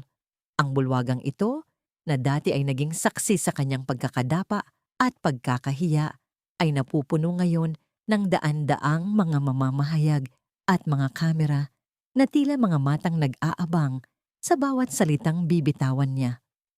Suot ang isang simpleng puting bestida na nagbibigay diin sa kanyang malaking tiyan, si Sabina ay mukhang isang anghel ng katarungan sa gitna ng mga naglalakihang chandelier na tila nanginginig din sa tensyon. Sa tabi niya, nakatayo si Leonardo. Ang mukha ay seryoso at handang protektahan ang asawa sa kahit anong oras. Ngunit alam ng lahat na ito ang sandali ni Sabina. Ito ang kanyang entablado. Ngayong araw, hindi ako narito bilang asawa ni Leonardo Villarreal. Simula ni Sabina, ang bawat salita niya ay malinaw na umaalingaw-ngaw sa bawat sulok ng restoran. Narito ako bilang si Sabina Amarante, ang babaeng kinaladkad niyo sa labas ng pintong ito dahil lang sa aking hitsura at pinagmulan. Narito ako upang ipakita na ang marangyang restaurant na ito ay naging pugad ng diskriminasyon at pagnanakaw sa ilalim ng pamumuno ni Min Ji-yeon. Sa hudyat ni Sabina, dinala ng mga pulis si Min Ji-yeon sa gitna ng bulwagan. Nakapustas ang kanyang mga kamay, ang kanyang buhok ay gulo-gulo, at ang kanyang mga mata ay puno ng takot na nahahaluan ng matinding galit. Wala na ang mapagmataas na manager, tanging isang kriminal na lang ang nakatayo sa harap ng madla. Sinungaling ka, wala kang ebidensya, ang huling hiyaw ni Ji-yeon. Ngunit ang kanyang boses ay agad na natakpan ng tunog ng pag-play ng audio recording sa mga dambuhalang speaker ng hall. Ang boses ni Ji-yeon na umaamin sa pagtatangkang ipalaglag ang bata at ang pakikipagsabwatan kay Doña Rosalinda ay narinig ng buong mundo. Ang katahimikan ng mga mamamahayag ay napalitan ng sunod-sunod na pag-click ng mga kamera. Ang bawat kislap ng flash ay tila isang hatol na dumudurog sa pagkatao ni Ji-yeon. Dahil sa iyong mga aksyon, Min Ji-yeon, hindi ka lamang mawawalan ng trabaho. Ang sabi ng opisyal ng pulis habang dahan-dahang hinihila si Ji-yeon palayo. Haharapin mo ang kasong attempted homicide, grave abuse of authority, at malaking pagnanakaw sa kumpanya. Habang kinakaladkad si Ji-yeon palabas, sa mismong paraang ginawa niya kay Sabina noon, naramdaman ni Sabina ang isang malalim na buntong hininga. Ngunit ang katarungan ay hindi pa ganap. Lumingon siya kay Leonardo na may hawak na isang itim na envelope. Ang aking ina, si Doña Rosalinda Villarreal, ay kasalukuyan na ring pinaghahanap ng mga awtoridad. Anunsyo ni Leonardo, ang boses ay puno ng pait. Ang kanyang mga accounts ay frozen na, at ang lahat ng perang ninakaw niya mula sa kumpanya ay unti-unti nang binabawi. Hindi dahil sa siya ay aking ina, ay hahayaan ko siyang makatakas sa batas. Ang mga tao sa bulwagan ay nagsimulang magbulungan. Ang pagbagsak ng isang reyna ng lipunan ay isang balitang yuyumanig sa buong bansa. Ngunit sa gitna ng kumpirmasyon ng kanilang tagumpay, isang mensahe ang dumating sa telepono ni Leonardo. Ang kanyang mukha ay biglang nawala ng kulay. Ang kanyang mga kamay ay nagsimulang manginig habang binabasa ang nilalaman nito. Lumapit si Sabina. Ang kaba ay muling bumangon sa kanyang dibdib. Leo, ano iyon? Nahanap na ba nila si Mama? Tumingin si Leonardo kay Sabina. Ang kanyang mga mata ay puno ng sindak. Hindi lang si Mama ang nahanap nila, Sabina, ang private investigator. Nakita nila ang huling lokasyon ni Mama. Naroon siya sa lumang bahay ng pamilya mo sa Pilipinas at hindi siya nag-iisa. Kasama niya ang mga taong kumuha kay Nanay Elena kaninang umaga. Naramdaman ni Sabina ang tila paghinto ng kanyang mundo. Ang tagumpay sa Seoul ay tila naging isang malaking patibong. Habang sila ay nagdiriwang dito, ang mga taong mahal niya ay nasa panganib sa kabilang panig ng dagat. Kung gusto mong makita ang matandang tagalinis na buhay, bumalik ka sa pinanggalingan mo, Sabina, mag-isa. Iyon ang huling bahagi ng mensahe. Sa loob ng marangyang bulwagan ng Luminasol, kung saan ang katarungan ay tila nakamit na, isang mas malupit at madilim na yugto ang nagsisimula pa lamang. Paano pipiliin ni Sabina ang pagitan ng kanyang kaligtasan at ang buhay ng taong tanging nagpakita sa kanya ng malasakit sa gitna ng ulan? Ang pagbabalik sa lupang sinilangan ay dapat sanang puno ng kagalakan. Ngunit bakit tila bawat hakbang ko sa lupang ito ay may pait ng pagsisisi at takot? Ang hanging mainit at malagkit ng Pilipinas ang sumalubong kay Sabina pagkababa niya ng eroplano. Malayo ito sa malamig at malinis na hangin ng Seoul. Dito, sa gitna ng ingay ng mga sasakyan at amoy ng basang lupa, pagkatapos ng ulan, naramdaman ni Sabina ang bigat ng kanyang misyon. Hindi siya bumalik upang magbakasyon. Bumalik siya upang harapin ang huling anino ng kanyang nakaraan. Dinala siya ng isang lumang taxi sa isang liblib na rest house sa labas ng lungsod. Isang ari-arian ng mga Villarreal na matagal nang inabandona. Ang mga pader nito ay balot na ng mga baging at ang mga bintana ay tila mga matang nakatingin ng may pangungutya. Sa loob ng abandonadong bahay na yon, naghihintay ang babaeng nagpabagsak sa kanyang dangal. Pagpasok ni Sabina, ang tanging tunog na narinig niya ay ang marahang pag-ugoy ng isang lumang tumba-tumba. Doon, sa gitna ng madilim na sala, nakaupo si Doña Rosalinda. Wala na ang kanyang mamahaling alahas. Ang kanyang buhok ay gulo-gulo at ang kanyang mukha ay tila tumanda ng 10 taon sa loob ng ilang araw. Sa gilid, nakita ni Sabina si Nanay Elena na nakatali sa isang silya, may busal ang bibig, ngunit ligtas ang kalagayan. Dumating ka rin, Sabina. Ang boses ni Rosalinda ay mahina, tila isang tuyong dahon na hinahampas ng hangin. Akala ko ay mas pipiliin mo ang kumpanya kaysa sa matandang ito. Hindi lahat ng tao ay katulad niyo, Mama. May mga bagay na hindi kayang bayaran ng shares o bank accounts. Sagot ni Sabina habang dahan-dahang lumalapit sa pwesto ni Nanay Elena. Isang mapait na tawa ang pinakawalan ni Rosalinda. Tumayo siya at sa kabila ng kanyang hitsura, naroon pa rin ang bakas ng pagiging dominante. Pride. Iyan ang ikasisira mo. Pinrotektahan ko lang ang anak ko. Pinrotektahan ko ang legasiya ng mga Villarreal mula sa isang babaeng katulad mo na walang ibang dala kundi kahihiyan. Kahihiyan. Ang pag-uulit ni Sabina, ang kanyang boses ay naging matalim. Ang tunay na kahihiyan ay ang pagiging isang ina na handang pumatay ng sariling apo para lamang sa pera. Tumingin kayo sa salamin, Mama. Sino sa atin ang tunay na pulubi ngayon? Sino sa atin ang nawala ng lahat? Sa sandaling iyon, bumukas ang pintuan sa likuran ni Sabina. Humahangos si Leonardo, pawis na pawis at puno ng takot ang mga mata. Huminto siya nang makita ang kanyang ina na may hawak na isang maliit na bote. Isang lason na tila balak nitong inumin. Mama, bitawan mo yan. Ang sigaw ni Leonardo, ang kanyang boses ay basag sa sakit. Leonardo, anak, paitaas lang ang gusto ko para sa iyo, ang daling ng matanda. Ang kanyang mga luha ay nagsimulang dumaloy sa kanyang kulubot na pisngi. Patawarin mo ako. Hindi ko gustong umabot sa ganito. I just wanted our family to stay at the top. Ang pag-amin ng pagkakamali ay hindi sapat para burahin ang lahat ng sakit, Mama, ang sabi ni Leonardo habang dahan-dahang kinukuha ang bote mula sa kamay ng ina. Sinira mo ang tiwala ko. Sinira mo ang pamilyang binuo namin ni Sabina. At ang pinakamasakit, ginawa mo itong lahat sa ngalan ng pag-ibig na punong-puno ng lason.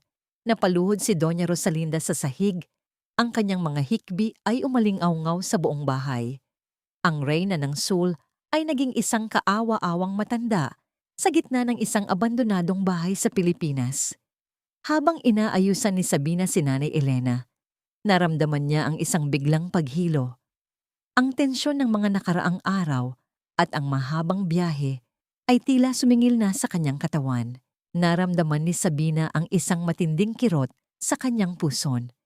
Isang kirot na mas masakit kaysa sa lahat ng naranasan niya. Leo, ang bata. Ang huling na ibulalas ni Sabina bago siya tuluyang bumagsak sa mga bisig ni Leonardo.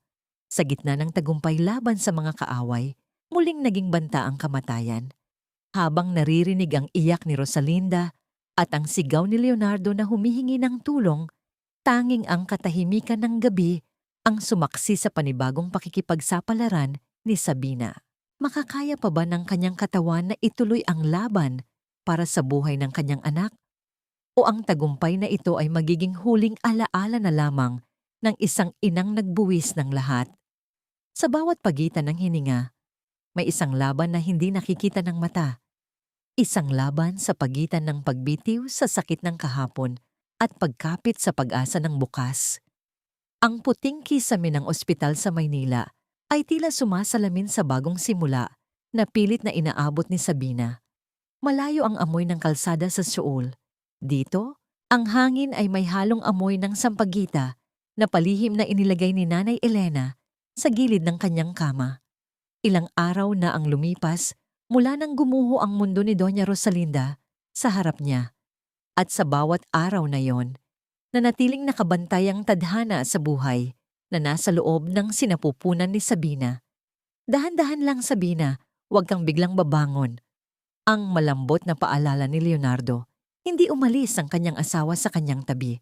Ang dating makapangyarihang negosyante na laging abala sa mga tawag at meeting ay ngayon ay tila naging isang aninong nakabantay sa bawat galaw ni Sabina. Ang mga kamay ni Leonardo, na dati ay tila malayo at malamig, ay ngayon ay laging handang humawak sa kanya ng may pag-iingat. Tila ba natatakot siyang maglaho ang asawa sa isang kurap lamang. Leo, kailangan kong maging malakas. Malapit na siyang lumabas. Sagot ni Sabina. Ang kanyang boses ay may halong pagod, ngunit puno ng tamis. Hinaplos niya ang kanyang tiyan na tila naging isang matigas na bundok ng pag-asa. Sa gitna ng katahimikan ng gabi, dahan-dahang bumukas ang pinto. Pumasok si Nanay Elena, dala ang isang baso ng mainit na gatas. Ang matanda ay tila naging bahagi na ng kanilang pamilya. Hindi na siya ang tagalinis na yumuyuko sa harap ng mga Villarreal. Siya na ang naging sandigan ni Sabina sa mga oras ng panghihina. Ma'am, kailangan niyo pong magpalakas. Ang bata ay tila nagmamadali nang makita ang mundong ipinaglaban niyo para sa kanya. Nakangiting sabi ni Nanay Elena. Ang bawat kunot sa kanyang mukha ay tila nagsasalaysay ng kwento ng katapatan. Ngunit ang katahimikan ay biglang naputol nang maramdaman ni Sabina ang isang matinding pagigting sa kanyang katawan. Hindi ito ang pamilyar na kirot ng pagod.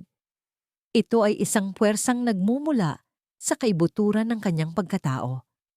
Isang hudyat na ang oras ng paghihintay ay tapos na. Leo, ngayon na. He is coming. Ang daling ni Sabina habang ang kanyang mga daliri ay mahigpit na humawak sa kamay ni Leonardo. Ang silid na kanina ay tahimik ay biglang napuno ng mabilis na kilos ng mga nurse at doktor. Ang bawat tunog ng gulong ng stretcher sa sahig ay tila isang mabilis na tibok ng kaba. Ngunit sa pagkakataong ito, sa gitna ng sakit at hirap ng panganganak, hindi naramdaman ni Sabina ang lamig ng ulan. Hindi niya naramdaman ang pag-iisa. Sa loob ng delivery room, sa bawat pagiri at bawat patak ng pawis, naroon si Leonardo. Hawak nito ang kanyang kamay, bumubulong ng mga salitang nagbibigay ng lakas. Kaya mo yan, Sabina. I'm here. I will never leave you again. Nang umalingaw-ngaw ang unang tinig ng isang sanggol sa loob ng silid, isang malakas at malinaw na tunog ng buhay, tila tumigil ang pag-ikot ng mundo para kay Sabina. Ang bawat hapdi, bawat insulto, at bawat patak ng dugo na nawala sa kanya sa soul ay tila nabura ng isang mahiwagang himala. Inilapag ng nurse ang sanggol sa kanyang dibdib. Ang init ng balat ng kanyang anak ay tila isang gamot na naghilom sa lahat ng peklat sa kanyang puso. Tiningnan niya si Leonardo at sa unang pagkakataon, pagkatapos ng mahabang panahon, Nakita niya ang tunay na kagalakan sa mga mata ng kanyang asawa. Isang kagalakang walang halong takot o pagsisisi. "He's beautiful, Sabina. Just like you." Bulong ni Leonardo habang hinahalikan ang noo ng asawa at ang maliit na kamay ng kanilang anak. Sa labas ng ospital, nagsimulang pumatak ang ulan. Ngunit sa pagkakataong ito, hindi ito ulan ng pighati. Ito ay ulan na naghuhugas sa mga dumi ng kahapon, isang pagbabasbas sa bagong buhay na isinilang mula sa gitna ng bagyo. Gayunpaman, habang yakap ni Sabina ang kanyang anak, isang katanungan ang pilit na pumasok sa kanyang isipan. Ang kapayapaang ito ba ay magtatagal o may mga anino pa rin mula sa nakaraan na naghihintay sa dilim upang bawiin ang kaligayahang hiram lamang? At nasaan na nga ba si Doña Rosalinda pagkatapos siyang hatulan ng sarili niyang anak? Hindi na ako natatakot sa ulan dahil sa bawat patak nito, naaalala ko na ang langit ay umiiyak din bago sumikat ang bahaghari. Isang taon ang mabilis na lumipas. Ang Seoul ay nababalutan muli ng malamig na simoy ng ulan, ngunit sa pagkakataong ito, ang paligid ay hindi na tila isang malupit na bilangguan para kay Sabina. Nakatayo siya sa harap ng malawak na salamin ng Lumina Seoul, ang restaurant na naging saksi ng kanyang pinakamababang sandali. At ngayon ay naging simbolo ng kanyang pinakamataas na tagumpay.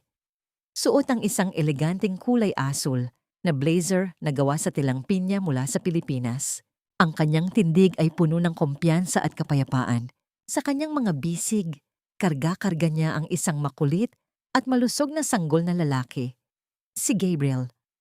Ang bawat tawa ng bata ay tila isang himig na nagpapatahimik sa lahat ng ingay ng nakaraan. Everything is ready, Sabina. Ang mga bagong recruits ay naghihintay na sa function hall. Ang boses ni Leonardo ay malambot habang lumalapit siya at humahalik sa noo ng asawa. "You look stunning, like a true queen returning to her throne." Ngumiti si Sabina, isang ngiting hindi napilit. Hindi ito trono, Leo. Ito ay isang tahanan.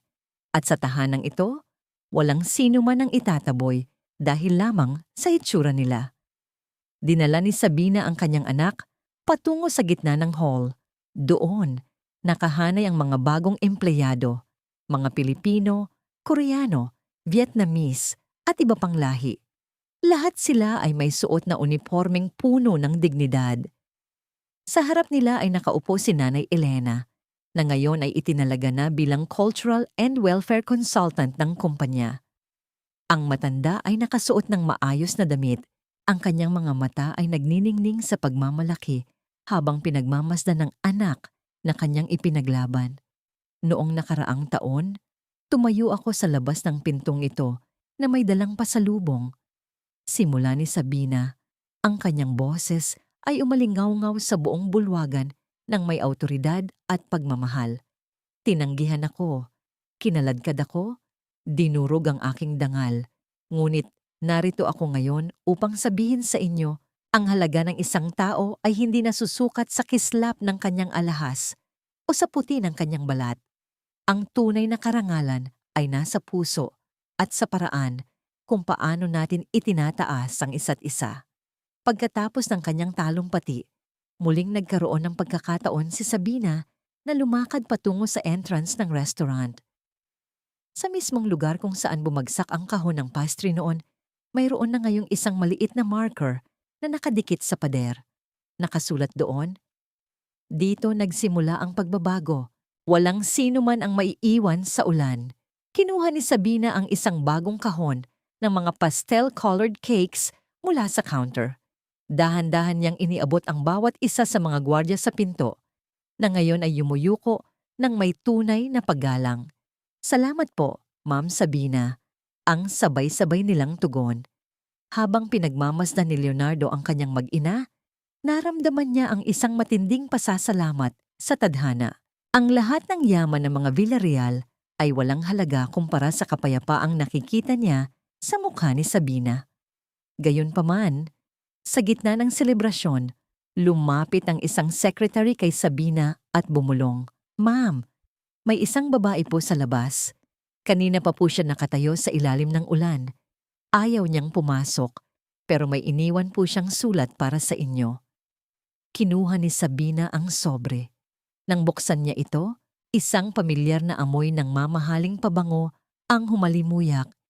Isang amoy na nagpabalik sa kanya sa mga sandali ng pighati. Sa loob ng sobre ay may isang luma at kupas na litrato ni Leonardo noong bata pa ito at isang maikling sulat na may nanginginig na sulat kamay. Patawad. Ngayon ko lang naintindihan na ang tunay na ginto ay ang pag-ibig na itinapon ko. Lumingon si Sabina sa labas ng salaming pinto. Doon, sa kabilang kalsada, nakita niya ang isang anino ng isang babaeng nakayuko, naglalakad palayo sa gitna ng malakas na ulan. Isang babaeng wala ng korona, wala ng kapangyarihan, at tanging pagsisisi na lamang ang baon. Hihabol ba si Sabina upang tawagin ang kanyang biyenan? O ito na ang huling paalam na kailangan ng kanyang puso upang tuluyang maghilom? Habang ang ulan ay patuloy na bumubuhos, naramdaman ni Sabina ang higpit ng yakap ng kanyang anak. Ang bagyo ay tapos na, at sa wakas, ang liwanag ay tuluyan ng nanahan sa kanyang tahanan. Ang takip silim sa Seoul ay hindi na kasing lamig ng dati. Habang pinagmamasdan ni Sabina ang unti-unting paglubog ng araw mula sa garden ng Lumina Seoul, ang langit ay nagkulay kahel at lila. Isang talinghaga ng kapayapaan pagkatapos ng isang mahabang bagyo. Sa kanyang tabi, ang isang paso ng sampagita na pilit na binubuhay sa gitna ng teknolohiya ng Korea ay nagsisimula ng mamukadkad. Nagkakalat ng halimuyak na nagpapaalala sa kanya ng kanyang tunay na pinagmulan. Dahan-dahang lumapit si Leonardo, dala ang isang manipis na kumot na maingat niyang ibinalot sa mga balikat ni Sabina. Sa kanyang kabilang kamay ay karga niya si Gabriel, na ngayon ay mahimbing nang natutulog. Ang maliit na mukha ay walang bakas ng anumang takot o pighati. Sa sandaling iyon, naramdaman ni Sabina ang ganap na katahimikan ng kanyang puso. Ang tanong na madalas niyang itanong sa kanyang sarili, kung napatawad na ba niya ang mga taong dumurog sa kanya, ay nakahanap na ng sagot. Hindi ang paglimot ang paraan ng kanyang pagpapatawad, kundi ang pagpili na hindi na hayaang kontrolin ng galit ang kanyang bukas. Ang liham ni Doña Rosalinda ay nananatiling nakatago sa kanyang drawer, hindi bilang isang sandata ng puot, kundi bilang isang paalala na kahit ang pinakamatigas na puso ay nadudurog din sa huli ng sarili nitong kalupitan. Nahanap mo na ba ang binyen na hinahanap mo, Sabina? Mahinang tanong ni Leonardo habang ang kanyang tingin ay nakatuon din sa malawak na tanawin ng lungsod. Higit pa sa binyen, Leo? Tugon ni Sabina habang isinasandal ang kanyang ulo sa balikat ng asawa. Nahanap ko ang sarili ko. Nahanap ko ang lakas na akala ko ay wala ako noong kinaladkad ako sa ulan. Ang buhay ni Sabina ay naging isang buhay na patotoo para sa lahat ng mga kababaihang nakararamdam na sila ay maliit at walang boses. Natutunan niya na ang tunay na karangalan ay hindi ibinibigay ng ibang tao at lalong hindi ito nabibili ng salapi. Ang karangalan ay ang pagtayo ng may dignidad sa gitna ng pang-aapi at ang pagpili na manatiling mabuti sa isang mundong tila nakakalimot na sa kahulugan ng malasakit. Sa huling pagkakataon, lumingon si Sabina sa restaurant kung saan ang mga ilaw ay nagsisimula ng magningning. Nakita niya si Nanay Elena na nakikipagtawanan sa mga bagong empleyado, isang eksenang puno ng pag-asa. Ang Lumina Seoul ay hindi na lamang isang kainan. Ito ay naging isang kanlungan, isang lugar kung saan ang bawat tao, anuman ang kulay ng balat o katayuan sa buhay, ay tinatanggap ng may bukas na bisig. Ang ulan ay muling nagsimulang pumatak ng marahan, ngunit sa pagkakataong ito, hindi na ito nagdala ng panginginig. Ang bawat patak ay tila isang musika ng pasasalamat. Sa pagyakap ni Leonardo sa kanya at sa kanilang anak, alam ni Sabina na anuman ang dumaang unos sa hinaharap, hindi na siya kailanman maglalakad ng mag-isa sa dilim, sapagkat ang pinakamaliwanag na liwanag ay ang liwanag na nagmumula sa isang pusong marunong magmahal, magtiis, at higit sa lahat, ang marunong magpatawad.